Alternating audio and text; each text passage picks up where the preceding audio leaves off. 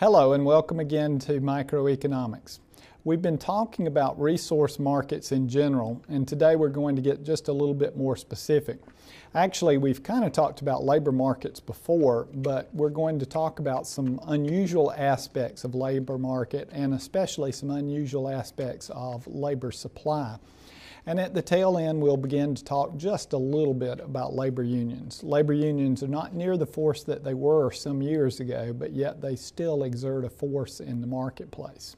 So let's start out by talking about labor supply and what we know about labor supply and the decision making that happens related to labor supply.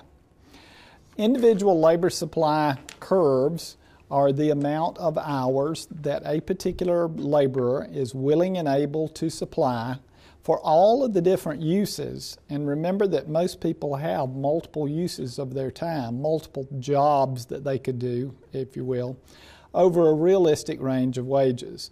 Notice the realistic there. At a rate of $1 million an hour, there's lots of changes would happen, but unfortunately most of us aren't offered that wage. What's actually available or supplied depends on a number of different things.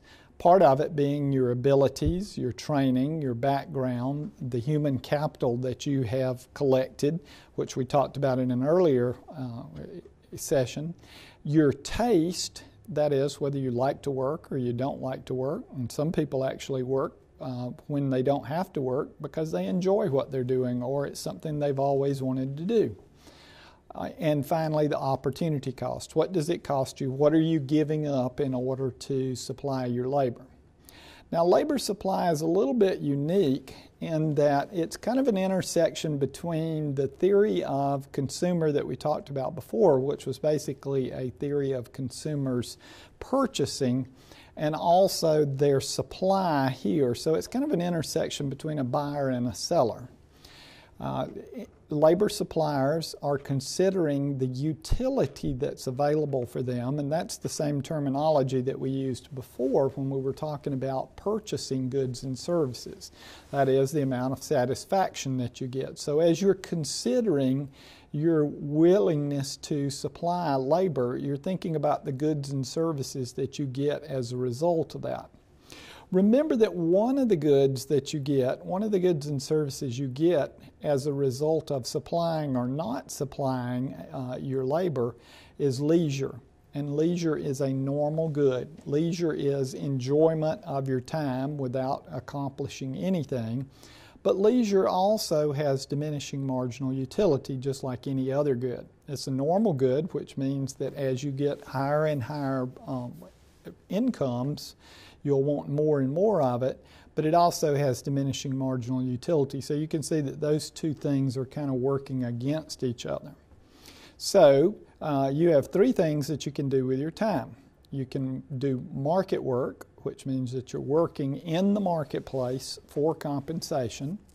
You can do non-market work, which means that you're actually creating goods or services, but you're not receiving any sort of compensation for those goods or services, such as working around the house, cleaning up the house, washing clothes, washing dishes, preparing meals, any of those sorts of things. That's known as non-market work. And finally, the third potential use of your time is leisure, which, as we've said, is simply enjoying the time and not accomplishing anything. So reading a book, watching TV, anything of that sort would qualify as leisure. And certain other activities too. If you were fishing and you enjoyed fishing, or biking and you enjoyed biking, that would be the case. So we're actually, in the case of market and non-market work, we're actually doing a comparison. There is disutility that's associated with market and non-market work. It's not something that you really enjoy doing. It's something that you do as a result of the necessity of doing it. It exhibits increasing marginal disutility. That is, as you work more and more, either at home or in the marketplace, it gets more and more to be drudgery. On the other hand, remember that we said that by working in the marketplace, you're actually accumulating goods and services Or in the non-market case, having a clean house might provide you with utility, or being through with the dinner dishes might provide you with utility. So in the case of market and non-market work, we actually look at the net effect of that. That is, the dish utility associated with it is balanced off against the utility that's associated with the production of the goods and services. So in the end, we would maximize our utility by allocating our time so that the marginal utility on each different type of use of our time was exactly matching. So we would compare market work with non-market work with leisure, and we would balance out our time expenditure such that the marginal utility of each was equal. This should remind you of the theory of consumer behavior that we talked about earlier, in which we compared the marginal utility of various different goods and services, and we balanced out our purchases of goods and services to where the marginal utility per dollar was the same for each. It's the exact same theory here. Once again, we're looking this time at being suppliers of a resource, but the theory that we developed being purchasers of a good actually applies here as well.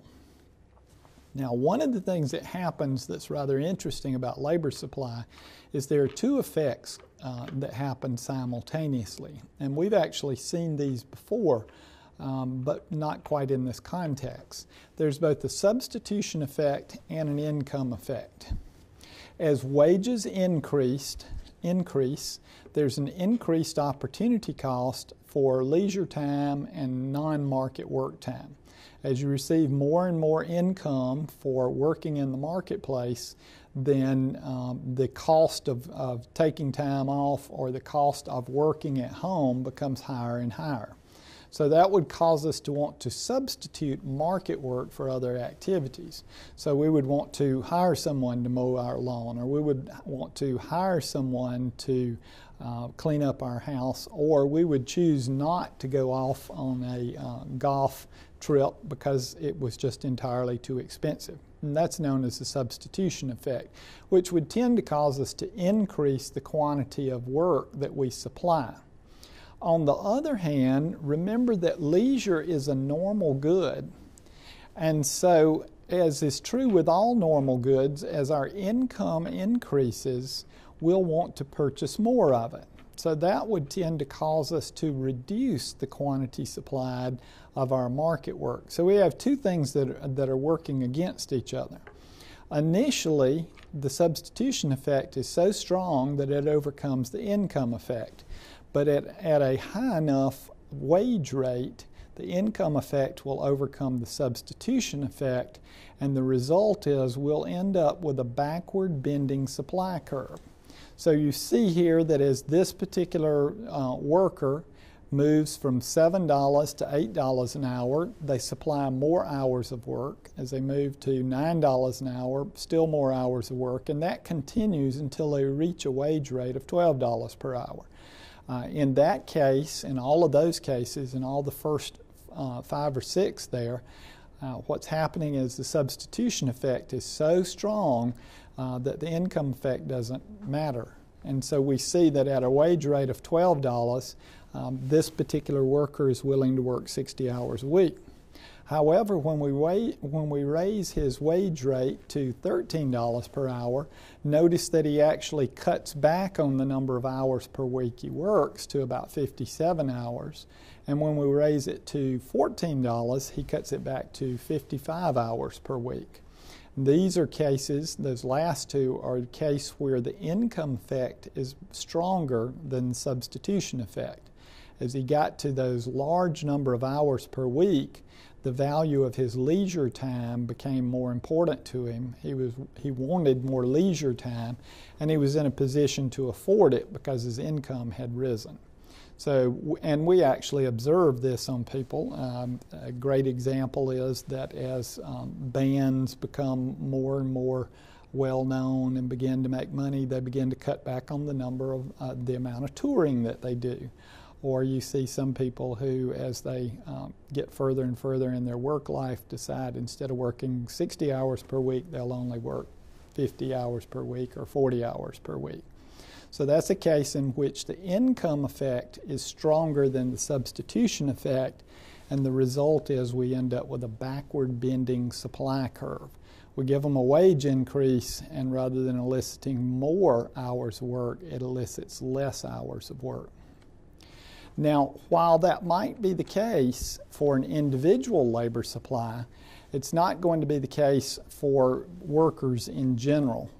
For workers in general, they're going to exhibit a normal-looking labor supply.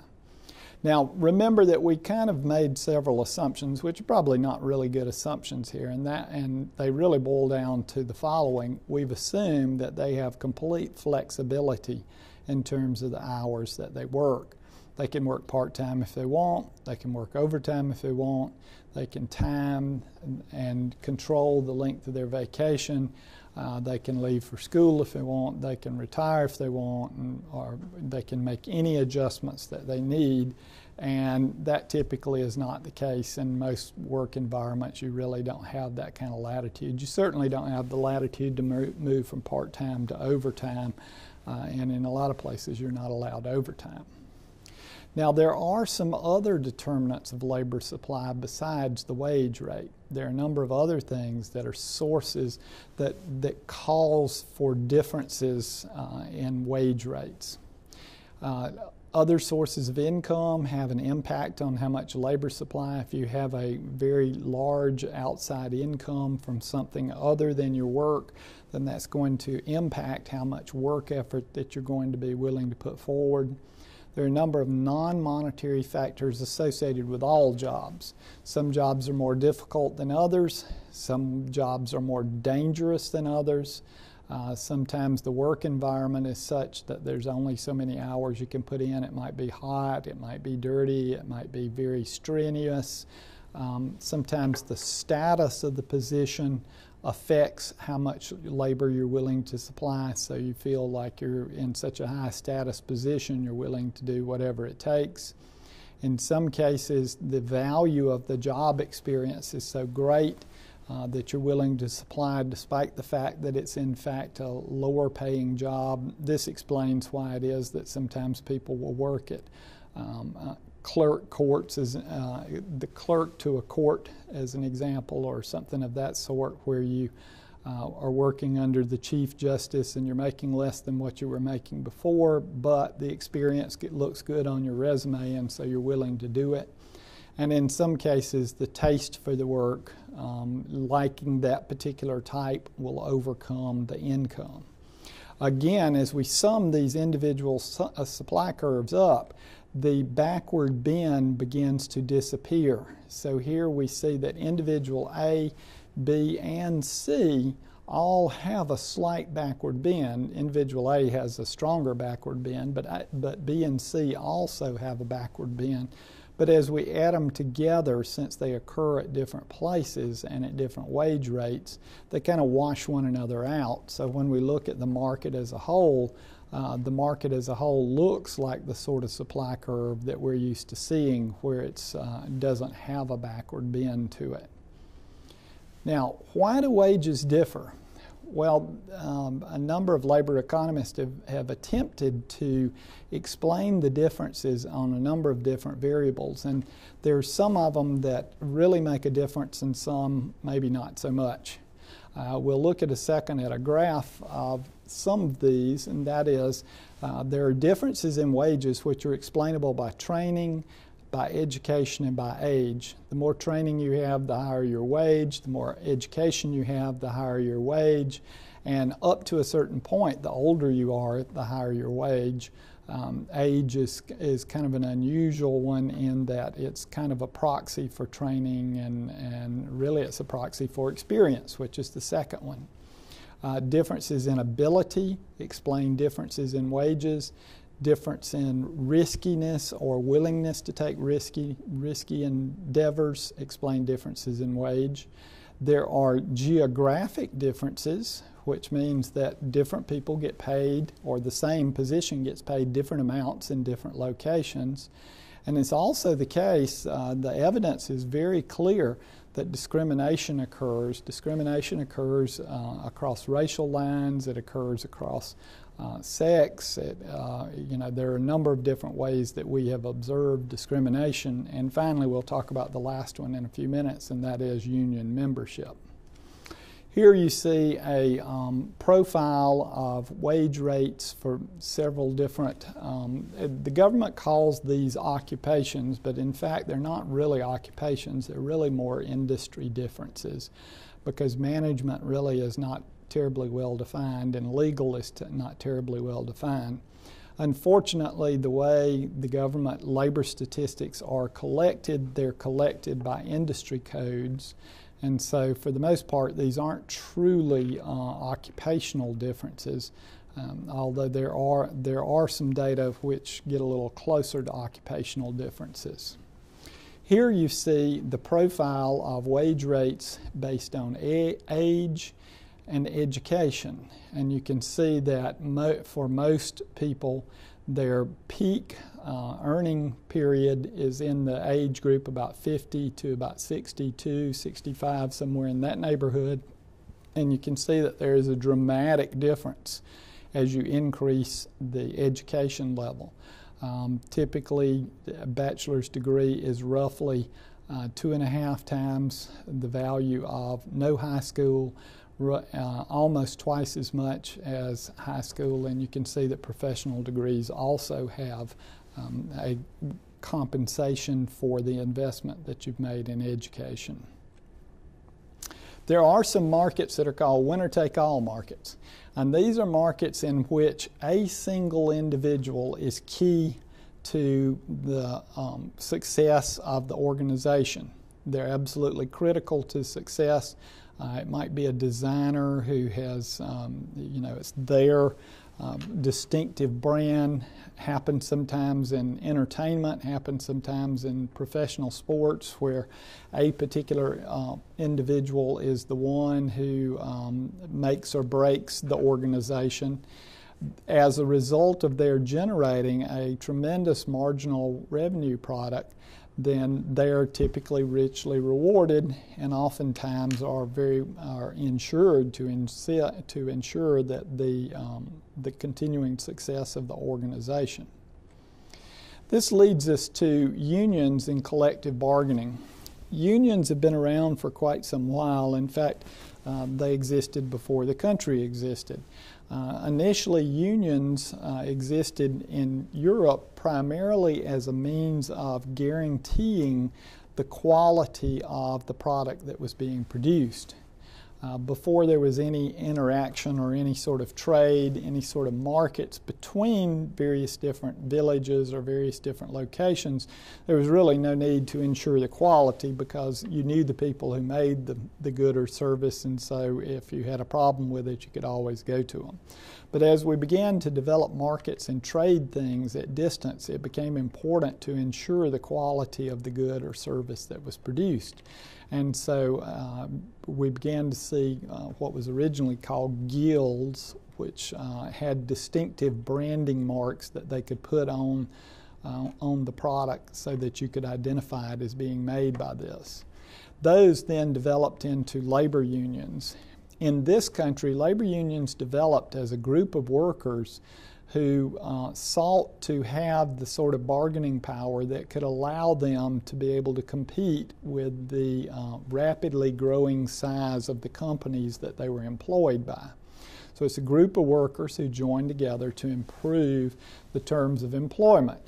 Sometimes that means wages, but it also could mean things other than wages. There are two different types.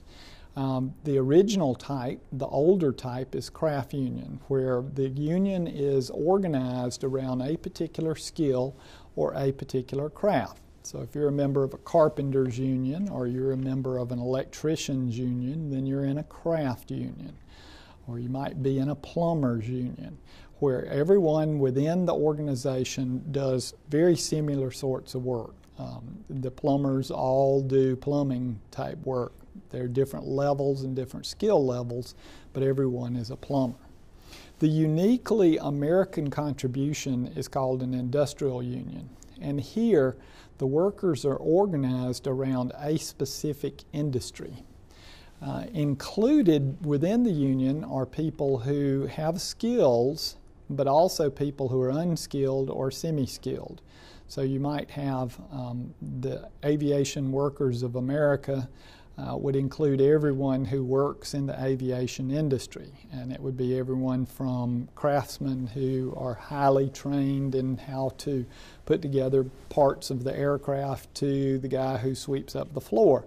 It would be everyone, the secretary who keeps the books, and all of the people within the organization. So it's everyone within that particular organization are all organized together and all bargain together. They join together to collectively bargain. And collective bargaining means that they speak with a single voice to agree upon a contract and to negotiate a contract. So the union hires someone whose job it is to negotiate the contract.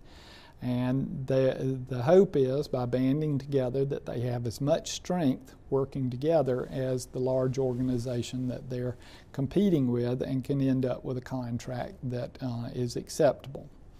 I want to skip to the bottom of this. If that should fail, their major source of power is a strike, which, as you can see, in the case of a union, in the case of an industrial union, could be a very strong force.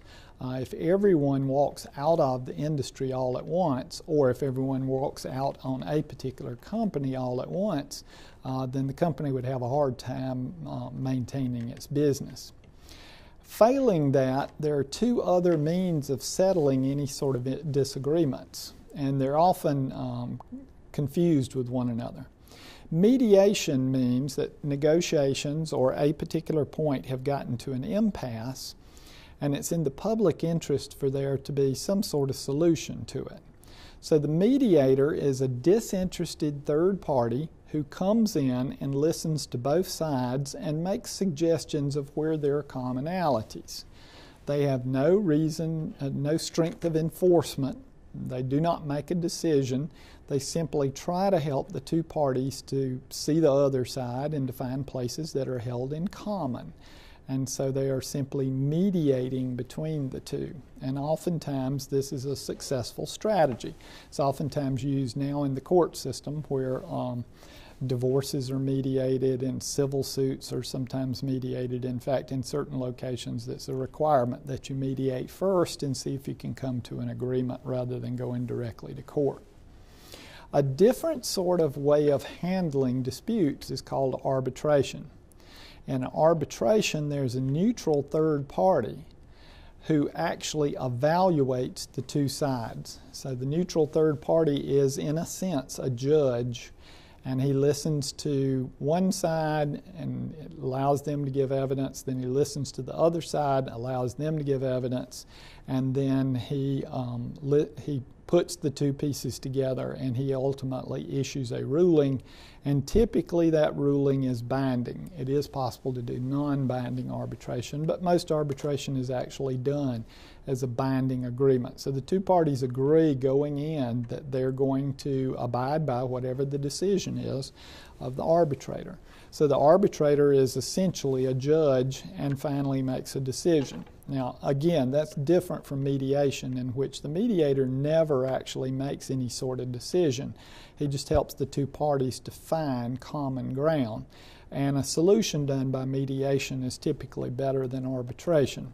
In arbitration, typically what happens is both parties are dissatisfied with what finally happens. In mediation, properly done, both parties are satisfied when they get through. Both feel like they've given a part and gotten a part. So what does the union really want to do? Well, obviously they want higher wages, but they also attempt to get more benefits, job security, and better working conditions. The great contribution that unions have made to this country are not necessarily the wages that they have been able to increase, although they have been successful in doing that.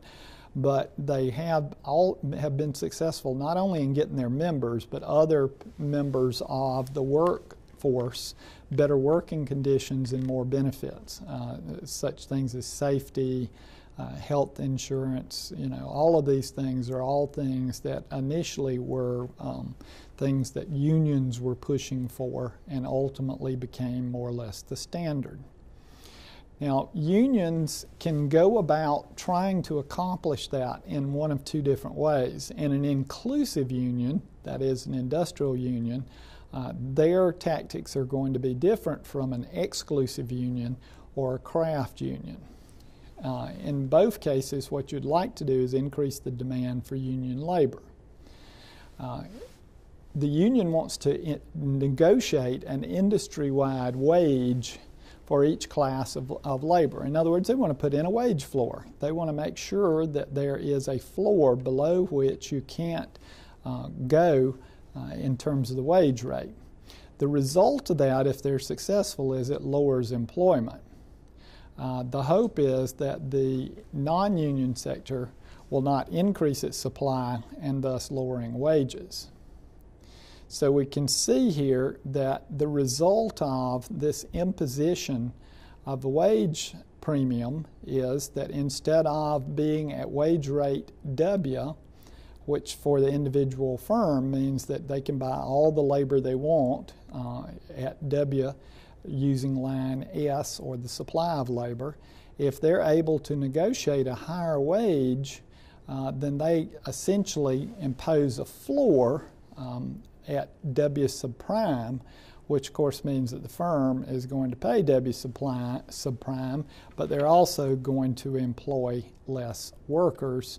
So the cost of increasing wages is less people work. Well, does it work? Well, the answer is yes, it does work. It works better in some places than it does in others. And you can see from this that union construction workers make considerably more than non-union construction workers, but notice that the differential in the service industry is not so dramatic. There are certain areas where it is dramatic, but there are certain areas where it's not. That's going to become important in a minute when we talk about what's going on with unions today. In an exclusive or craft union, what you attempt to do is to reduce the labor supply.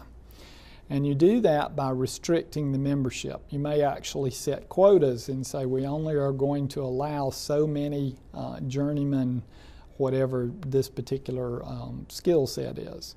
You charge higher initiation fees, you have long apprenticeship periods, tough qualification exams, and if you're lucky you can even put in some sort of licensing requirements, which means that only union members can be employed.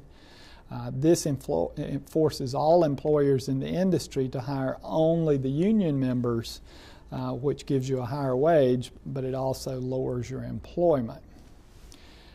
What you attempt to do in order to overcome that, however, is to increase the demand for union-made goods and restrict the supply of non-union-made goods. And there have been many wars and battles fought over this, such as can you boycott goods that are made by firms that are non-union firms and that sort of thing. And the legality of all of this has changed through time.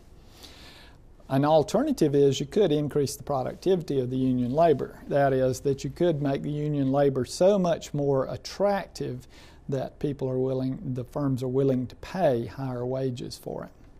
One outlawed methodology of overcoming the decreased demand, no longer allowable, is called feather bedding, where feather bedding is forcing the employer to hire union workers that are not necessarily needed or wanted. A good example of this, many years ago, long after the railroad industry had switched over to diesel engines, there still were firemen on the trains. The fireman initially was hired in order to shovel coal into the boiler, but of course once you have a diesel engine you have no coal to shovel. So there were people literally riding the railroad that had no job whatsoever, and this of course is known as feather bedding, and it's outlawed today. So the result of that is if you can reduce the labor supply, if you look at panel A here, you see exactly what a craft union does. It reduces the labor supply, thus forcing up the wage. But the disadvantage of that, of course, is that there are less people employed, so instead of E workers, we now have E prime workers. What you attempt to do to overcome that is you increase the demand, which is in panel B. You increase the demand from D to D prime, which the nice thing about that is that it not only raises the wage rate, but it also ends up with more workers employed. So what's going on with unions today? In 1955, roughly 35% of the workers in the country were union members. Today, more like 12% of the workers are union members. And this is in part due to the fact that there are more right-to-work states today than there were in the past. Right-to-work state, right-to-work legislation basically says that you can organize a union if you want to, but you can't force everyone in the company to be a member of the union.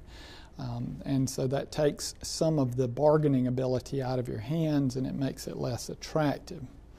But really the great change that's happened is the structural change in the U.S. economy. If you remember when we looked at the wage differentials, you notice that the wage differential for service workers is considerably less. That is, union workers don't make much more than non-union workers in the service industry, and so as a result it's not nearly so attractive to be a union worker in the service industry. The result of that, of course, is since our economy is now predominantly a service economy, there's not a whole lot of attraction for the majority of the workers today. It's also the case that there's much more competition today than there was in the past, both internally and externally, and primarily externally. That is, if the union demands get entirely too high, then the result will be that they'll simply outsource. Firms will simply outsource the production to the extent that they can, and so unions have a hard time raising wage rates today as compared to in the past. And it's also the case that we've had a decline in the number of strikes. Unions have been less willing to strike in order to get the things that they want today than they have in the past. So unions as a force today is not nearly as strong as it was in the past. And part of that, however, is a result of them actually getting much of what they want and it becoming fairly commonplace to get much of what they want. Most of the work environments that people work in today are fairly safe, not too bad in terms of the environment that they work in, and so as a result, most of the early arguments for unions don't play as well as they used to. Well, that's it for the labor market for today, and we'll see you next time.